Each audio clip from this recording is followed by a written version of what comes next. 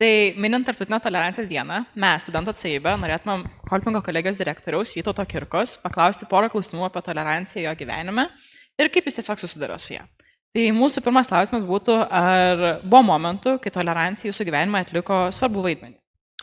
Tai ačiū Jums, kad mes susitikome pasikalbėti tokią svarbę temą apie toleranciją. Tai aš galvočiau, kad kažkokios situacijos negalėčiau savo gyvenime išskirti ypatingai, bet, sakykime, kasdien, tiek bendraujant su studentais, tiek su dėstytojais ar su kolegijos darbuotojais, dažnai tenka susidurti su tuo iššūkiu, kad išties mes esame labai įvairūs ir esame labai skirtingi savo požiūriu, savo vertybėmis ir mums dažnai gali būti tokių situacijų, kad, pavyzdžiui, aš pasakysiu kažką ir gali būti tai įžeidžiantys momentai, žodžiai.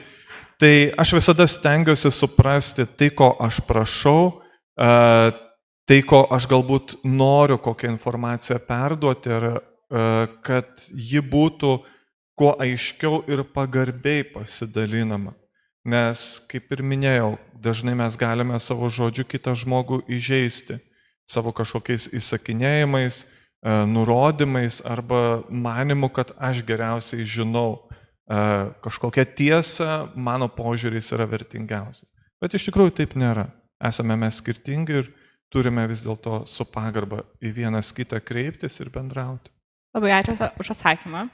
Tai kadangi mes esame studentų atstovybė ir mes reprezentuojam studentus, norėčiau paklausti, kokios tolerancijos temos ar klausimai jūsų nuomonė šiuo metu yra aktualūs jaunimui? Aš neišskirčiau, kad ar jaunimui, ar vyresnio amžiaus žmonėms yra kažkokie labai ypatingi skirtumai tarp tam tikrų klausimų, kalbant apie toleranciją, bet galvočiau, kad apskritai šiandien gal yra toksai liūdesys, sakyčiau, kad mes savo žodyne, savo bendravime esame truputį tą kartelę nuleidę pakankamai žemai, kad leidžiame savo vieni su kitais bendrauti naudodami nepagarbius žodžius, kurie tikrai būna ir įžeidžiantys, kurie būna ir žeminantis kitus žmonės, dėl jų to, sakykime, galime sakyti, dėl požiūrio, dėl vertybių, dėl dar kažko, dėl politinio kažkokio statuso. Tai tas yra momentas bendravimo kultūra. Tai yra didelis iššūkis šiandien.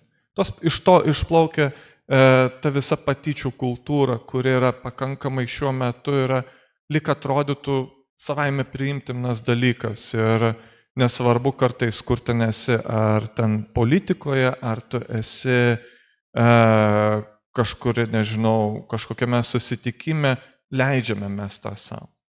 Patyčių kultūra, kur yra nesprendžiama vis dar, tai ji yra, labai išsikerojus. Kitas dalykas yra, ką galvočiau, yra tas pats klausimas dėl lyties tapatybės. Ir čia irgi, egzistuoja tos pačios patyčios, nepagarba, netolerancija, kad vis dėlto yra labai svarbu suprasti, kad yra skirtingi žmonės, kad jie yra kai kurie galbūt ieškantys, neatrandantys savęs. Ir čia mes turime žiūrėti pagarbiai, jautriai, nes tai gali turėti kartais ypač jaunimui labai didelių ir skaudžių pasekmių. Ir čia mes negalime klijuoti tam tikrų etikečių. Gal kitas momentas būtų, yra apskritai mes mėgstame tas etiketės klijuoti vieni kitiems. Tai tokį turėti, sakykime, neteisiantį, nesmerkiantį žvilgsnį. Manau, kiekvienam iš mūsų tas yra labai svarbu. Ir šitoje vietoje, to mokytis reikia. Tai labai ačiū už tokį išsamų atsakymą ir labai ačiū, kad šiandien atėjot pakalbėti su mumis ir tikiuosi dar susitiksime ateityje. Ačiū Jums.